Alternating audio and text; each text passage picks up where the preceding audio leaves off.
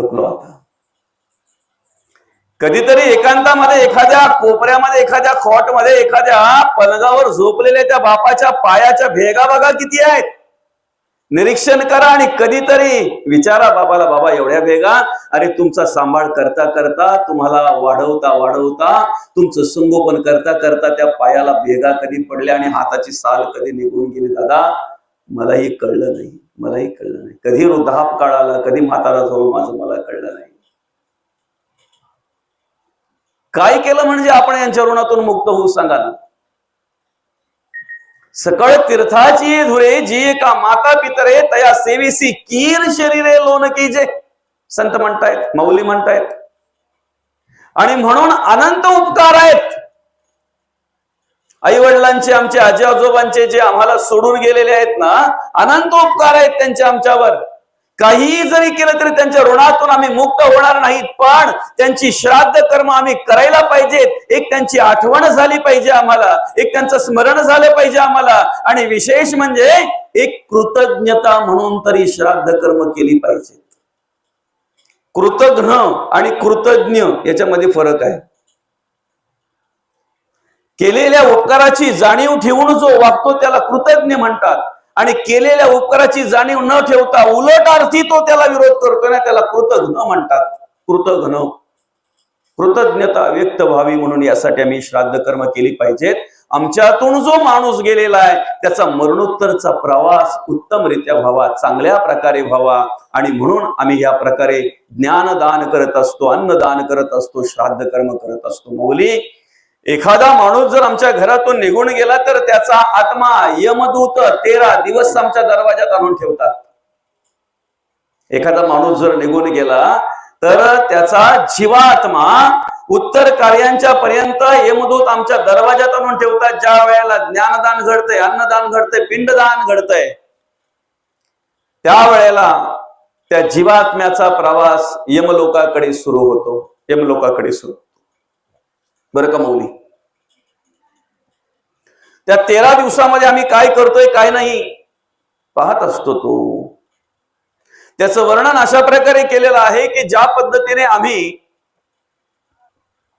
अनेक ठिकाणी वाचनामध्ये येते, अनेक ठिकाणी आम्हाला ऐकायला मिळते की एकदा आईच्या गर्भामध्ये गर्भधारणा झाली, व्हायला सुरुवात झाली की पहिल्या महिन्यामध्ये माणसाचं, अर्थात त्या शरीर कुठल्या प्रकारे काय अवयव तयार होतात, दुसऱ्या महिन्यामध्ये, तिसऱ्या महिन्यामध्ये, चौथ्या, पाचव्या, 6व्या, 7व्या महिन्यापर्यंत कुठले कुठले अवयव कसे कसे तयार होतात ना, त्याचा सगळा विचार त्या ठिकाणी मांडलेला असतो. सगळ्या प्रकारचं ज्ञान त्या ठिकाणी सांगितलेलं असतंय. 7व्या महिन्यापर्यंत त्या बाळाचं सगळ्या प्रकारचे अवयव तयार होत असतात आणि मग पुढे 8व्या 9व्या महिन्यामध्ये त्याची ती वाढ होत असते, अधिक वाढ होत असते. मौली, त्या ठिकाणी वाचत असताना, ऐकत असताना प्रत्येक महिन्यामध्ये काय काय काय काय त्याचं कुठले कुठले अवयव, कुठले कुठले इंद्रिय तयार होतात ना, त्या पद्धतीने त्या ठिकाणी ते सगळं ज्ञान मांडलेलं असते, सांगितलेलं असतंय. तसं आमच्या घरातून एखादा माणूस जेव्हा निघून जातोय की नाही, त्यावेळेला आम्ही रोजचं एक पिंडच करायचं आहे. तेवढं शक्य होत नाही म्हणून आम्ही काय करतोय, 10व्या दिवशी, दशक्रियांच्या दिवशी किती पिंड तयार करतोय? 10 पिंड तयार करतोय. सुरुवातीला 9 पिंड जे आम्ही तयार करतोय ना, ते 9 पिंड त्या ठिकाणी तयार करून त्यांचं पूजन करून आणि त्याचं विसर्जन केलं जातंय आणि 10व्या पिंड्याला जलदान केलं जातंय. ऐका, एक एक पिंड जसं आम्ही तयार करतो ना, तसं गेलेल्या त्या जीवात्म्याचं जे शरीर आहे किंवा जो गेलेला आहे त्याचे काही अवयव त्या पिंडाच्या द्वारे तयार होत असतात. आणि अशा प्रकारे पहिला पिंड, दुसरा पिंड, तिसरा, चौथा, 5वा, 6वा, 7वा, 8वा, 9वा तिथपर्यंत पूर्ण अगदी सगळ्या प्रकारचं त्याचे ते इंद्रिय तयार होत असतात. आणि मग 10व्या दिवशी त्याला भूक लागली जाते, तहान लागली जाते, म्हणून आम्ही दशक्रियांच्या दिवशी घास काढतो, जलदान करतो दशक्रियांच्या दिवशी, बरं का. आणि मग त्या ठिकाणी त्याचा पिंडदान विधी झाला, अन्नदान झालं, ज्ञानदान झालं. पुढचे 2-3 दिवस आम्ही अनेक कार्यक्रमांचं आयोजन करत असतो. कीर्तन असेल, भजन असतील, हरिपाठ असेल, प्रवचन असतील. अशा प्रकारे ज्ञानदान झालं, अन्नदान झालं, पिंडदान झालं की मग त्या जीवात्म्याचा प्रवास यमलोकाकडे सुरू होतो. ज्या वेळेला यमलोकाकडे सुरू होतो त्यावेळेला त्या ठिकाणी असं म्हटलेलं आहे की यमलोकापर्यंत जाण्यासाठी त्या जीवात्म्याला 1 वर्षाचा कालावधी लागतो. प्रथम पुण्यस्मरणाच्या दिवशी त्याचा प्रवास पूर्ण झालेला असतो. आज आम्ही या ठिकाणी कार्य करत असताना ज्या वेळेला आम्हाला माया स्पर्श करते ना, त्यावेळेला सगळं आमचं आम्हाला वाटत असतंय. घर कोणाचं आहे? रस्त्यावरूनच दाखवतो, हो सगळ्यात उंच घर दिसतो ना तिकडे, आमचं घर. म्हणजे असं आहे ना की तुम्ही चारही बाजून कुठूनही बघा, गावाच्या चारही बाजून बघितल्यानंतर जो घर दिसतो ना तो आपला. कोणाचा असेल तर माफ करा बाबा, एक सांगायची रीत बरं का. आम्ही कोणी पाहुणे जरी आले तरी पण अभिमानात सांगतो, हे माझं घर आहे बरं का, माझं घर आहे. ते माझं घर नाही, ते माझं घर कुठपर्यंत आहे माहितीये का? जोपर्यंत या घरात देव आहे तोपर्यंत. या घरातला देव निघून गेला की ते घर लगेच, त्यालाच म्हणतात आजा गेला पंजा गेला. त्याच बांधावर उभा राहून पंजोबा पाहुण्यांना सांगायचा, या बांधापासून त्या वडाच्या झाडापर्यंत. हा, त्याच बांधावर पंजोबा गेल्यानंतर आजोबा उभे राहायचे, तेही पाहुण्यांना सांगायचे. पाहुणे पण बदललेत बरं का आता. बांधही तोच आहे आणि वडाचं झाड पण तेच आहे. मी वडाचं झाड का सांगितलं माहितीये का? 10 पिढ्या गेल्यात ना तरी कदाचित काही वेळेला वडाचं झाड तसंच राहत आहे. म्हणून आजा गेला पणजा गेला, वडाचं झाड तिथेच आहे, बांध पण तिथंच आहे. बरोबर आहे. बाप मसने गेला आणि आता नातू पंतो पण त्याच बांधावर उभं राहून सांगतो तिथपर्यंत बरं का. अख्ख्या गावात जर सगळ्यात मोठं सोयरं जर कोणचं असतील ना, आपला सोयरा. एक पण नबला नाही, अख्खं मोठं सोयरं बरं का. सगळं अगदी स्ट्रॉंग, सगळे श्रीमंत सोयरे आहेत आपले. एक पण नबला नाही असा. नबला भाषा कळते ना तुम्हाला? आपलीच आहे ना, नाही का? जगद्गुरु तुकोबा म्हणतात, सोयरे धायरे दिल्या घेतल्याचे अंत हे काळीचे कोणी नाही. कोण कुणाचा पिता जगी या माता ही कवणाची, कन्या पुत्र ही नसते आपुले भार्या तर परक्याकडची, बंधू भगिनी सगळे सोयरे आप्त इष्ट संपत्तीची, कोणी नसे या जगी आपुले धरी कासतो धर्माचे, नाही कुणाचे कोणी तुझे नव्हे रे, कोणी अंती जासे रे एकला रे प्राण्या मासे मासे म्हणून. बंधू कुणाची बहीण कुणाची, कोण कुणाचे सगळे सोयरे, मेल्या पाठी सर्वच राहील तुटतील धागे दोरे, प्राण्या मायेचा बाजार, दो दिसाची तुझी जवानी नाही पुढे टिकणार रे, वृद्धपण येता जवळी वैद्य काय करणार, प्राण्या मायेचा बाजार, नाही कोणाचे कुणी तुझे नव्हे रे, कोणी अंती जासे रे करा रे प्राण्या मासे मासे. मला सांगा मुली, आज जे आपण आपलं म्हणतो हे माझं आहे, कालपर्यंत तेच घर आपल्या वडिलांच्या नावावर होतं ना, परवापर्यंत तेच घर आपल्या आजोबांच्या नावावर होतं ना. काही गोष्टी अशा आहेत की आपण गेल्यानंतर आपोआप त्या दुसऱ्याच्या नावावर झाल्या जातात. वारस आहेत, नसले तरी लावून घेतात, त्याच्यासाठी जागृत असतात बरं का. असो, जे आपलं आपल्याला वाटतंय ना ते पण जाऊ द्या. चला, ही मुलं बाल बाई घर दार शेती वाडी पैसा अडका हे सगळं जाऊ द्या. शरीर तरी, हे हा देह तरी, पालण्यात असलेल्या मुलाला मदालसा माता उपदेश करतायत. हा देह नाशिवंत. पालण्यात असलेली मुलं किती मोठी असतील बाबा, पालण्यात असलेला मूल किती मोठा असेल बरं, त्याला मदालसा माता उपदेश करतायत. हा देह नाशिवंत, मलमूत्राचा बाधा, वरी चर्म घातले रे, कृमी कीटकांचा सांधा, रव रव दुर्गंधी रे, अमंगळ तिचा बाधा, स्मरे त्या हरिहर शरण जाई गोविंदा. या देहाचा भरवसा पुत्र न धरावा ऐसा, माझे माझे म्हणून या बहु दुःखाचा वळसा, बहुत ठकियले मृग जळाच्या आशा, तृष्णा सांडून या योगी गेले वनवासा. हा देह नाशिवंत, मलमूत्राचा बांधा. निर्मिती कशापासून आहे? मलमूत्र आणि ओक. कशावर चालू आहे? मलमूत्र आणि ओक. काय आहे? वरी चर्म घातले रे. माणूस बोलतोय कशाला? कशाला बोलतो? मग सांगतो, पण माझी सून आहे अख्ख्या आलीमध्ये, अख्ख्या गावात. कशाला बोलतो माणूस? वरी चर्म घातले रे, त्या चामडीच्या आत जे आहे ना ते कधीतरी बाहेर आलं ना, पहिले माझं पुसून घेऊ द्या. काय सकाळी उठल्याबरोबर किती प्रेमाने आपण बाता सांगायला जातो नाही, आणि ऐकतो सुद्धा लोकांच्या. जर एखादा आला तर त्याला बोलतो, ए जा पहिले तोंड धुवून ये जा, दात ब्रश करून ये जा, आणि मग बोलायला ये. खरंय की खोटं आहे? डोळ्याला घाण आलेली जर एखाद्याच्या दिसली आपल्याला तर आपण किती आनंदाने पाहतो त्याच्याकडे. एकदा नजर गेल्याबरोबर लगेच नजर फिरवतो आणि त्याला काय सांगतो, दादा तुझे डोळे पुस, मग नंतर तुझ्याशी व्यवस्थित बाता सांगतो मी. जोपर्यंत ते मूल खेळतय तोपर्यंत आपण घेतो, अंगरतो गुंजरतो, पण एकदा काय त्याच्या नाकाला लाइटिंग पेटली तर लगेच त्याच्या आईकडे देतो, जरा स्वच्छ करा, त्याला साफ करा, जरा व्यवस्थित नाक पुसून घ्या आणि मग परत द्या. वरी चर्म घातले रे, कृमी कीटकांचा सांगा, रव रव दुर्गंधी रे, अमंगळ तिचा बागा, स्मरे त्या हरिहरा शरण जाई गोविंदा. हा देह नासिवंत मलमूत्राचा भाग. बाकी तर लांबच गेलं दादा. जोपर्यंत सगळं आहे तोपर्यंत सगळं आपलं आहे, पण कुठपर्यंत? जोपर्यंत सामर्थ्य आहे तोपर्यंत सगळं आपलं आहे. एकदा सामर्थ्य संपलं ना, तुझं नव्हे हे शरीर, तो इतरांचा काय विचार? शरीर कोणाचं आहे? तुकोबा म्हणतात, देह हे काळाचे, धन कुबेराचे, येथे मनुष्याचं काय आहे? तसं पाहायला गेलं तर काय आहे? काही नाही. आपलं काय आहे? म्हणून तुकोबा म्हणतायत, नको नको मना गुंतू माया जाळी, काळाला जवळी ग्रासावं. या काळाची एवढी पडेल बा जेव्हा, सोडविना तेव्हा माय बाप, सोडविना बंधू पाठीची बहीण, शेजेची कामीन दूर राहे, सोडविना राजा देशीचा चौधरी, आणि कसोयरी भली भली. कोणी सोडवणार नाही, कोणीही नसणार आहे शेवटच्या वेळेला. फक्त आम्हाला काय करायचंय? सगळ्यांना सांभाळायचंय, सगळ्यांवर प्रेम करायचंय, सगळ्यांवर संस्कार करायचंय, सगळ्यांचं संगोपन करायचंय. जबाबदारी आमच्यावर आहे, पण सगळं काही करत असताना जो मीपणा आहे तो बाजूला ठेवायचा आहे, अहंकार बाजूला ठेवायचा आहे, अभिमान बाजूला ठेवायचा आहे. कारण हे आज माझं आहे, उद्या असेलच याची गॅरंटी नाही. मग आपलं काय आहे? आपल्याला कोण सोडवणार आहे? तुका म्हणे, तुला सोडविना कोणी एक चक्र पाणी वाचवणे.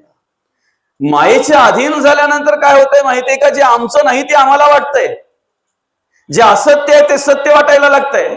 पण एकदा मायातीत झाला ना मनुष्य, की मग मात्र जे सत्य आहे ते सत्य तत्व, आणि ते सत्य तत्व त्याला प्राप्त होत असते. त्या सत्य तत्वासाठी तो प्रत्येक वेळी कार्य करत असतो, पुढे पुढे करत असतो सत्य तत्वासाठी. ही पंचभूता सुद्धा त्याची आहेत. पृथ्वी, आप, तेज, वायू आणि आकाश तिथून उसनी आणलेली आहेत. ऐक सज्जना मनमोहना, संपत्ती पाहता कोणाची, जाईल काया जाईल माया, उसनी आली पाचांची, पृथ्वी, आप, तेज, वायू आणि आकाश. एकदा अंतरात्मा निघून गेला ना मौली, की पाचही भूत पाचही भूतांमध्ये विलीन होतात. पाचही भूत पाचही भूतांमध्ये विलीन होतात. आप आपामध्ये, तेज तेजामध्ये, वायू वायूमध्ये, आकाश आकाशामध्ये, आणि पृथ्वी पृथ्वीमध्ये विलीन होते. बरं का? फक्त आम्हाला काय करायचं आहे? जोपर्यंत सूर्यप्रकाश आहे तोपर्यंत आम्ही बोलतो ना, जोपर्यंत उजेड आहे तोपर्यंत अर्धा शेत राहिला तर लावून घ्या ना, राहिला ना अर्धा तर मग उद्या परत माणसा भेटणार नाही. म्हणजे त्याला माहितीये दिवस बुडाच्या आत झाला पाहिजे, नाही झाला तर उद्याच्याला परत कोण येईल इथं. जोपर्यंत सूर्याचा प्रकाश आहे तोपर्यंत आम्हाला हा पसारा आवरायचा आहे. ज्याला आवरायला जमलं त्याने सार्थक झालं, ज्याला आवरायला जमलं ना त्याचं सार्थक झालं. आता काही शेवटच्या श्वासापर्यंत पार अगदी पसाराच करीत बसतात, आवराचा विषयच नाही. 4-4 वेळेला पोरी बघून गेल्या, नातेवाईकांना ज्यांना ज्यांना माहित झाला ती बघून गेली. बरं 2-4 वेळेला खाटाच्या खाली उतरवला, आता जातो ना मग जातो, परत खाटावर ठेवला का त्याचा एकच विषय फक्त, तो खालचा माल सोडू नका, आपल्यालाही कामाचा आहे. कधी एकाला काढलं तर घेऊन टाका, आणि त्या शेतावर गेल्यावर तो चिरा व्यवस्थित ठेवा, तो निघला नाही पाहिजे, नाही तर तो सर्कल इकडं तिकडं, बाउंड्री येते, शिव आहे. सगळं तयार झालं, याचा फॉर्म बिम सगळं भरून झालं, फक्त एक शेवटची सही बाकी आहे. तेवढी सही झाली का रामनाम कधी मेल्यावर रामनाम सत्य आहे कधी? अंतरात्मा असतानाच, तो राम असतानाच कळलं पाहिजे. जर नाही कळलं तर मग वाल्याच, नाही कळलं तर मग वाल्याच. बरं, वाल्या पण देणार नाही असतील, देतील काय? आता परवा मला एकाने हकीकत सांगितली, ती महाराज म्हणे असं असं झाला हो त्या म्हाताऱ्याला, ह्याला म्हणे तिकडे त्या याच्यामध्ये स्मशानभूमीमध्ये ठेवला, त्या सरणावरती ते जलदान पाणी द्यायला सुरुवात केली बरं का. आणि तेवढ्यात म्हणे गावाकडून त्याची ती पोरगी रडत, म्हणजे रडत नाही, पोरगी येताना दिसली. आता येताना दिसल्यानंतर मग त्यांना वाटलं की बाबा ती मुलगी आले म्हटल्यानंतर वरती लाकडं ठेवली होती त्याच्या मामा बरं का. तिथल्या लोकांनी सांगितलं जरा तोंड उघडं करा ना पाय उघडं करा, कारण एवढ्या लांबून ती पोरगी आली म्हणजे परत एकदा बघेल, कारण अग्नी दिला म्हणजे विषय संपला. परत एकदा डोळे भरून बघेल ती मुलगी, त्याच्यानंतर पाय मोकळे करा, दर्शन घेईल, झालं. आता एवढ्या लांबून येते बिचारी. पण ज्यांनी बघितली ते बोलायला लागले का सकाळपासून होती ती मुलगी, 2 वेळा हे पण बेशुद्ध पडली होती, तिला कांदे फुटले होते, तरी सुद्धा का. ती ज्या वेळेला स्मशानभूमीत आली ना त्यावेळेला पायाकडे नाही गेली, डायरेक्ट डोक्याकडे गेली, डोका इकडे तिकडे केला.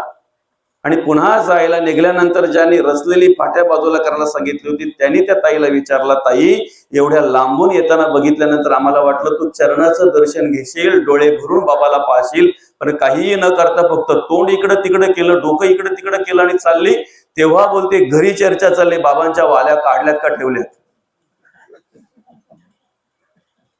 जमीनवाल्या, जाग्यावाल्या, घरवाल्या, पैशावाल्या वाल्या तुझ्या बरोबर वाल्या पण देणार नाही. कारण साहजिकच आहे ना बाबा, आता 2 वाल्या जर असला तर तिसऱ्या दिवसाचा कार्यक्रम आराममध्ये होतो. म्हाताऱ्याच्या 2 वाल्या जरी असल्या, बाबा खरंय का खोटं आहे? काय भाव आहे सोन्याला आता मावशी? काकांच्या पेक्षा मावशीला लवकर माहित असेल, त्यांचा ध्यानले असतो. उतार लागा असं, चला ठीक आहे हरकत नाही. पण तुम्हाला माहिती आहे का आपण जन्माला येताना काहीही घेऊन आलो नाहीत. आलोय का बरं काय घेऊन? क्या लेके आयो रे जग में क्या लेके जाएगा. करगोटा पण माणसाच्या बरोबर देत नाही. देतात नाही ना? पटतंय ना तुम्हाला हे? येताना आम्ही काहीही बरोबर घेऊन आलेलो नाहीत आणि जाताना सुद्धा आम्ही काहीही बरोबर घेऊन जाणार नाहीत. ऐका, हे आमच्या चांबड्याच्या डोळ्याने बघितल्यानंतर आम्ही बोलतो. येताना काही घेऊन आला नाही, जातानाही काही घेऊन जाणार नाही. पण ज्ञानचक्षुने जर बघितलं, आध्यात्मिक दृष्टीने जर बघितलं तर येताना माणूस प्रारब्धाने संचित घेऊन आलेला आहे. क्रियमान कर्म करून त्याच्यात वाढवायचं की घटवायचं हे आपल्यावर अवलंबून आहे. जाताना सुद्धा आमच्या बरोबर असणार आहे. जे आम्हाला वाटतात ना ती आमच्या बरोबर मरणोत्तरच्या प्रवासात नसतील. आपला विषय होता मरणोत्तरच्या प्रवासात काय असेल, ना घर ना दार ना पैसा ना अडका. जी आम्हाला वाटतात तीही मरणोत्तरच्या प्रवासामध्ये दादा नसतील. ना मुलगा ना बाई ना मुलगी ना आई वडील ना काका ना काकी ना नातेवाईक ना मित्र ना समाज ना कुटुंब कोणी आमच्या बरोबर नसेल. पण तुम्ही अंतरात्मा साक्षीला असताना जो धर्म करताय ना, जे पुण्य कर्म करताय ना, ते शेवटच्या वेळेला मरणोत्तरच्या प्रवासामध्ये तुमच्या बरोबर असेल. ऐका, येताना आम्ही काहीही घेऊन आलेलो नाही, जाताना सुद्धा तसं जर पाहायला गेलं तर माणसाच्या बरोबर करगोटा सुद्धा देत नाहीत. पण तुमच्या गळ्यात जर तुळशीची माळ असेल ना तर ती तुळशीची माळच तुमच्या बरोबर येत असते. तिला कोणी हात लावू शकत नाही. आणि त्या तुळशीच्या माळेला साक्षी ठेवून तुम्ही जे आयुष्यभर कर्म केलेले असतात ना तेच कर्म तुमच्या बरोबर येत असतात. आणि म्हणून तुम्हाला सांगतो, मरता मरता एकदा तरी काय नंतर मग शेवटी तुळशीचा हार घालतातच. कोणी काही जरी केलेला असला, काहीही, तरी तुळशीचा हार घालतातच माऊली बरं का. त्याच्या तोंडामध्ये पण तुळशी पत्र ठेवतातच. काय चाललंय माहितीये का, आम्हाला पूर्वीपासून ज्या काही सवयी लागल्यात ना, जे वातावरण आमच्या आजूबाजूला जे निर्माण झालंय ना, त्याला कारणीभूत ते ह्या सगळ्या गोष्टी आहेत. तसं जर पाहायला गेलं तर तुम्ही कुठल्याही पुराणाचा अभ्यास करा, कुठल्याही शास्त्राचा अभ्यास करा, कुठल्याही ग्रंथाचा आणि कुठल्याही संताचा अभ्यास करा, मला सांगा तमोगुणातून परमार्थ घडेल का? सगळा अभ्यास असेल ना, माझ्यापेक्षा अभ्यासू माणसं तुम्ही इथे बसलेली आहेत सगळी. तमोगुणातून परमार्थ घडेल बाबा, घडेल तर मग तमोगुणातून परमार्थ, तमोगुणातून देव प्रसन्न होईल. तमोगुणातून देवाची कृपा होईल, तमोगुणातून भक्ती घडेल. माणसाचं एक गुण बघा कसं आहे, माणसाची जगण्या वागण्याची पद्धत बघा कशी आहे. जर एखाद्याच्या मैतावर गेला आणि मैतावरून जर घरी आला तर पहिले काय करतो तो? तुम्ही सगळ्यांनी बोला बरं. काय करतो तो? आंघोळ करतो, कपडे बाहेरच्या बाहेर काढतो, तो शर्ट पॅन्ट बाहेरच्या बाहेर काढून टाकतो. का? मैताचे आहेत, बरोबर की नाही? आंघोळ केल्याशिवाय तो कशालाही स्पर्श करत नाही. त्याला वैज्ञानिकही कारण आहे आणि शास्त्रीय पण कारण आहे, बरं का? ज्या व्यक्तीच्या मैतावर आपण गेलेलो आहोत, अंतिम संस्कारासाठी गेलेलो आहोत, ती व्यक्ती कुठल्या आजाराने गेलेली आपल्याला माहिती नाही. संसर्ग होऊ नये म्हणून ठीक आहे, तुम्ही बाहेरच्या बाहेर कपडे काढा आणि आंघोळ केल्याशिवाय कुठेही स्पर्श करू नका. पण दुसरं, तुम्ही आंघोळ केल्यानंतर कपडे बदलल्यानंतर लगेचच किशोरला जाऊन अर्धा किलो पाव किलो आणता, त्याचा काय बरं? मग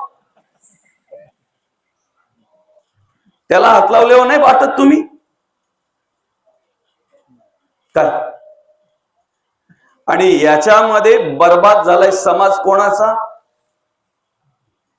कुठला समाज बर्बाद झालाय? त्याला हल्दी जोरात कोणाची असतात? अरे काही समाज असा आहे ना, त्यांचे कार्यक्रम कुठे होतात ना, 50 पत्रिका जर असल्या तर 49च माणसं असतील, 51 नाही. काय?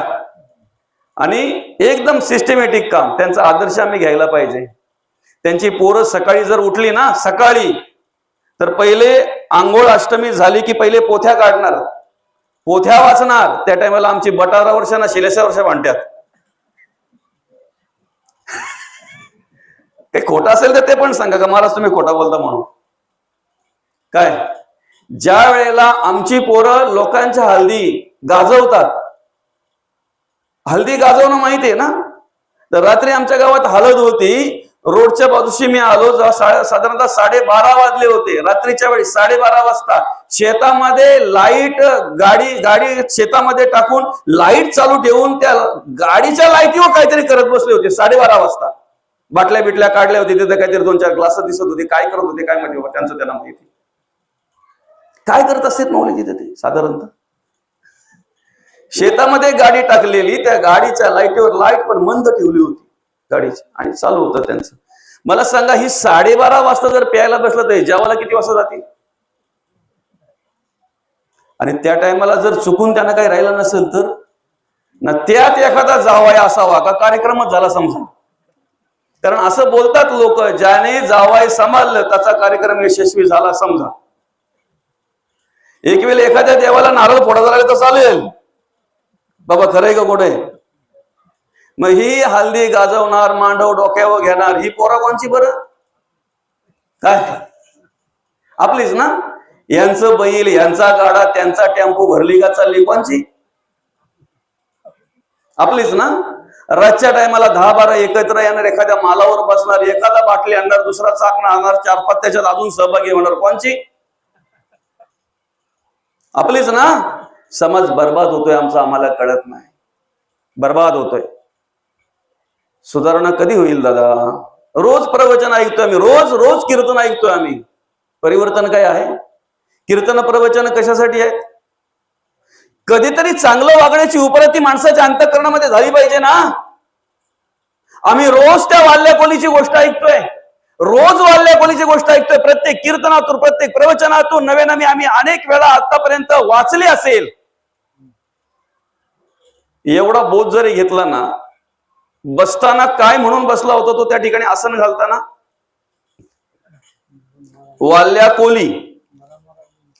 वाल्ल्याकोली म्हणून आसन घातलं त्याने, बरोबर की नाही माऊली? उठताना वाल्मिक होऊन उठला. काय?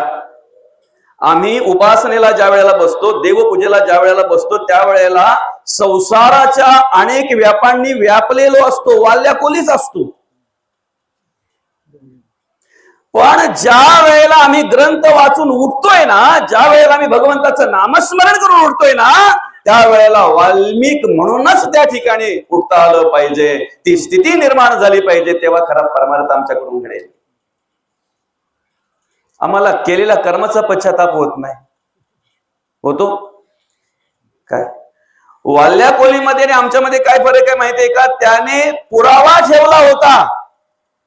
किती रांजण? 7 रांजण. काय ते पण असं काय मोठं दगड नव्हतं ठेवलं, काही खडे. एक मारला खडा टाकायचा, एक मारला खडा टाकायचा. आणि ते पण तुमच्या आमच्या सारखे असे सोडून दिले त्यांनी बाबा. ते मोजले नव्हते. तुमच्या आमच्या सारखे मोजले होते का? जे चांगले होते मोजण्यासारखे तेच 7 रांजण भरले होते. किती भरले होते? 7 भरले होते. आपले 7च्या 7 ओलांडून चाललं. 2 4 7 ओलांडून चाललेत ना. काय पाहतोय आपण? काय आवडतंय आमच्या दृष्टीला? जगदीश का जग? निर्माण करणारा का निर्माण केलंय ते? आम्हाला ऐकायला काय आवडतंय? जगदीशाचं का जगाचं? आम्हाला बोलायला काय आवडतंय? जगदीशाचं का जगाचं? सर्व इंद्रियातून काय कर्म घडतात? 7ही ओलांडून चाललेत. ऐका, त्यांच्यामध्ये आणि आमच्यामध्ये फरक एक आहे. वाल्मिकाने अर्थात वाल्या कोलीने पुरावा ठेवला होता. आजचा वाईट कर्म करणारा कर्म करण्याच्या आधी पहिले पुरावा नष्ट करण्याचा पहिला विचार करतो. पहिला विचार काय करतो? पुरावा नष्ट करण्याचा विचार करतो. बरं का? पहिला विचार तो करतो. त्याने पुरावा ठेवला होता. आयुष्यामध्ये प्रत्येकाला एकदा तरी सत्पुरुष मिळतो, एकदा तरी संतचरण मिळतात, एकदा तरी उपदेशक मिळतोच प्रत्येकाला. ती संधी असते. वाल्या कोळीला आतापर्यंत किती भेटले? अनेक भेटले. पण उपदेशक एकच. सत्संग एकदाच सत्संग. कोण? नारदाच्या रूपामध्ये, नारद मुनींच्या रूपामध्ये संत झाला, संत चरण मिळाले, उपदेश झाला. बाबा विचार तू ज्यांच्यासाठी सगळं काही करतोय, कोण वाटेकर हे गेल्यानंतर कळलं त्याला कोणी नाही, पश्चाताप झाला. कर्मातून जर आम्हाला मुक्त व्हायचंय तर सगळ्यात पहिले आम्हाला केलेल्या कर्माचा पश्चाताप झाला पाहिजे. पश्चाताप झाला, अनुतापे आसन घातले, ऋषी होते, थोडं बहुतेक केला कवित्व विचारा परी, वाल्मिकासारखा कवीश्वर न भूतो न भविष्यती, पूर्वी केली दुष्टकर्मे परी पावन झाला, रामनामे नाम जपता दृढ नेमे पुण्य सीमा सांडिली. राम म्हणता येत नाही, मग मरा म्हणता येत आहे, म्हण मारा चालेल, उपराटे नाम जपता वाचे, पर्वत फुटले पापाचे, ध्वज उभारले पुण्याचे, ब्रह्मांड वरते असं म्हणतात. वाल्मिकी जे ते तप केले ते वन पुण्य पावन झाले. काय आधी रामायण लिहिलं, रामायण नंतर घडलं. आम्हाला ज्या वेळेला आम्ही आसनस्थ होतो ना एखाद्या ठिकाणी, ज्या वेळेला आम्ही बसतोय की नाही ध्यानाला, त्यावेळेला ठीक आहे ना. अरे आपण संसारामध्ये राहणार आहेत, प्रपंचामध्ये राहणार आहेत, समाजामध्ये कार्य करायचंय म्हटल्यानंतर कुठेतरी ते विचार आपल्याला स्पर्श करणार आहेत ना. काय कोळशाच्या खाणीत जर काम करायचं आहे, संसार म्हणजे काय आहे, समाज म्हणजे काय आहे, हा सगळं जग म्हणजे काय माऊली. कोळशाच्या खाणीत जर काम करायचं आहे तर कुठेतरी ते थोडस लागणार आहे, स्पर्श होणार आहे. पण किती जरी त्याचा स्पर्श झाला तरी त्याच्यातून मुक्त होण्यासाठी आम्हाला हे दिलंय ना साधन, ही गंगा दिली की नाही, तिथे आम्हाला स्वच्छ होता आलं पाहिजे. जरी वाल्या कोली म्हणून आसन घातलं ना तरी उठताना वाल्मिक म्हणून उठता आलं पाहिजे त्या ठिकाणी. बरं का? वाल्मिक म्हणून उठता आलं पाहिजे.